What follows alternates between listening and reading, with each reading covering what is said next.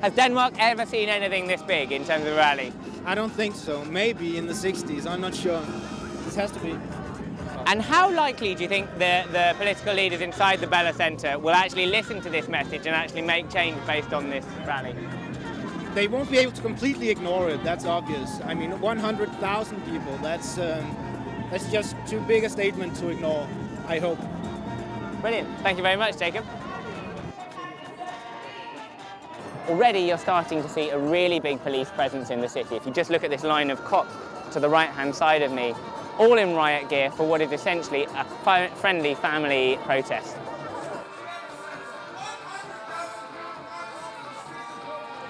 Arguably the biggest demonstrations on climate change haven't been here in the West, they've been in the developing world. In 2008 you saw food price riots in over 60 different countries. Hundreds of thousands of people took to the street, and actually the political level of the process led to the overthrowing of the Haitian government. Why were so many people on the street? Food prices had doubled within 9 months. Now, why had they doubled? Because of a so-called response to climate change. Biofuels, where you take crops, turn them into fuel and put them into cars, had competed so much for that same food that they had led to massive food price rises. And you saw people starving and going hungry on the street.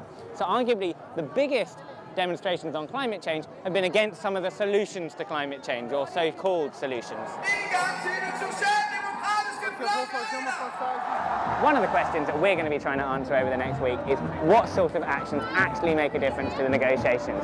How do you influence this country here's policy on a particular issue during the COP? Is it through these sort of mass participation rallies, or is it through the more extreme, the more direct action movements that we'll be seeing taking over the floor later in the week?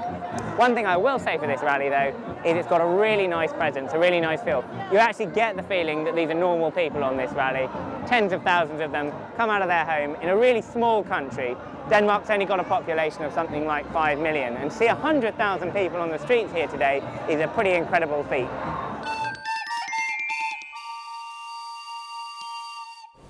That was the biggest climate change march the world has ever seen, apparently. And of course there's a big debate going on about whether this makes any difference, people out on the streets marching, and whether any of these actions, or whether we're all just fooling ourselves, all us campaigning kind of people. But we do have an example of a little action that did definitely work. This is a clip from our UK premiere of our film, when there's Mark Lynas again, you recognise him. And we heard that Ed Miliband, the climate change minister who I interviewed yesterday on My Head, wanted to come to our premiere, so we thought, well, we can't miss that opportunity. And so we decided to let him come up on stage and then ambush him with a giant pledge. And Pete Postlethwaite, the star of the movie, said that if Ed Miliband would commission the new coal power station at Kingsnorth, which was a power station that might get built, Pete said that if Ed's commissioned this, then Pete would give back his OBE, which if you know about English stuff, giving back your OBE, which is a special medal given to you by the Queen, you know, that's not the kind of thing you do. He also said he would never vote Labour again, which is Miliband's party, and that did not go down well. Anyway, this caused a big stir in the papers, of course, threatening to give back the OBE. And then what happened 1 month later, Mark? Well, what happened was that the UK government actually changed its whole policy on coal-fired power stations. They committed themselves to never building another power station with unabated emissions. So every power station which was built thereafter would have to capture and store underground at least 25% of the CO2 emissions coming out of the chimney. And that was not government policy until we did that ambush on Ed Miliband in the stupid launch. And I actually asked him later, Ed, sometime later, whether we had influenced him or whether that was some policy. And he said, and I quote, "Of course." There's the proof. All of which inspired us a little. I'm going to bring somebody on now, but unfortunately that person is currently doing the camera. Lizzie, can we borrow Dan, who's on camera? I need him. Dan? No, get on camera. So this is Dan Fockins, who you've just seen on the video. He's a multi-talented young man. Anyway, after when we ambushed Ed at the premiere, we kind of thought that we would never hear from him again, because that was the first time we ever met him. But actually, later that week, his office called us and he challenged me to a debate, a head-to-head debate, after a screening of our film.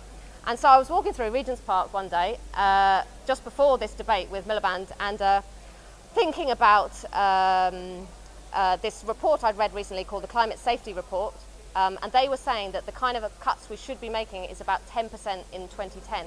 And I was trying to think of something good to challenge Miliband with, seeing as I had the opportunity to talk to him. Anyway, to cut a long story, not very short, decided to set up a campaign called 1010. And as Dan was the only person in the office that afternoon, he became the campaign manager. Dan, what is 1010? 1010 is a campaign to cut 10% of the UK's carbon emissions in a single year through the commitments of individuals, organisations, businesses, military, monarchy, everyone from across society committing to cut their own emissions by 10%.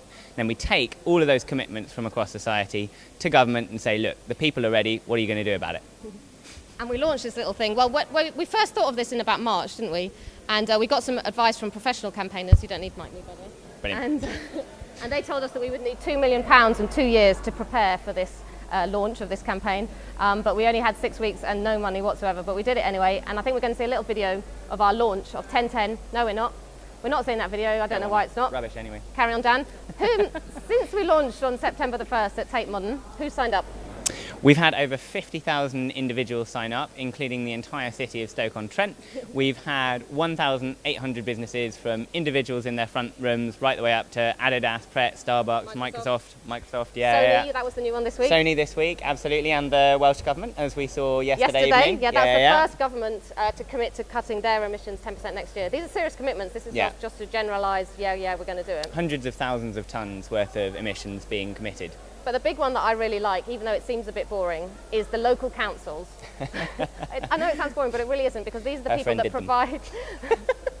provide the services, i.e. the housing and the building and all that rubbish collection and everything, to all the people. And 100 of them, how many is there total, do you know? No. Anyway, 100 of them have signed up, and that covers a quarter of the UK population. So a quarter of the UK population will be getting their services with 10% less emissions. Yeah. I also like Royal Mail, because it's very sweet to think about the postman all using 10% less emissions. Yeah. I mean, one of the most inspiring, I know you're supposed to talk, but anyway, one of the most inspiring parts for me was The Guardian has really been following the 1010 campaign a lot, and they did this series, as you know, of articles interviewing all these different organisations about how they were going to cut their emissions. And when you see that Microsoft are going to change the servers and the Royal Mail are going to start changing the trucks, route deliveries and stuff, that to me was one of the most exciting moments, because it was just finally we're actually talking about how we're going to change things. Yeah, and the amazing thing for me was just how quickly it started to affect politics. We always did have to build up this really, really big movement and then take it to government next year. Whereas in actual fact, politicians sort of came running at us, and we had sort of the Prime Minister and the Shadow Cabinet sign up within 48 hours. Within a couple of weeks, we had policy commitments in terms of the councils from each of the parties. How many MPs have we got? We have over 180 MPs now. About half? Yeah, about half of all so MPs. About half the politicians in Britain are going to cut their emissions next year, 10%. Yeah, and Gordon Brown just last week actually said that he was going to commit the whole of government. Government emissions are about 1% of the UK's total. And I think what's really inspiring is that we've made the figure of 10% possible within those organisations. Just 100 days ago, people would have laughed you out the room if you'd said, go for 10% in a year. And now that's actually happening in a whole range of instances. We've actually had 31 countries come to us since that launch and say, we want to launch 1010. Some have gone ahead already, so which is 1010 America, we've got 1010 USA. That's, Australia. But for an individual, say people who wanted to sign up, what kind of cuts, what kind of life changes is it? 10% is the really simple stuff. It's the low-hanging fruit in your life. If you fly a couple of times a year, it's that.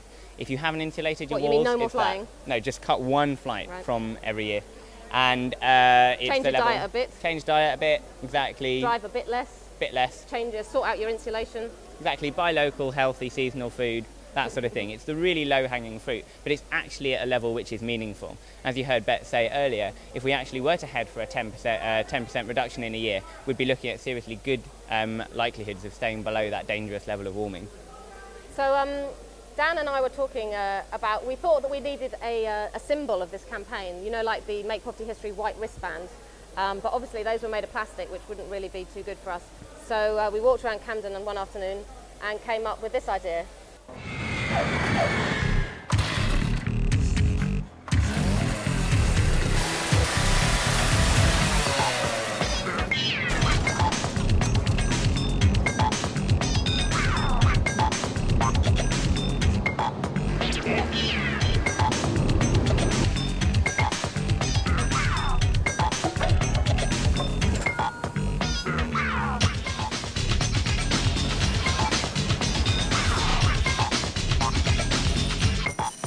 Okay.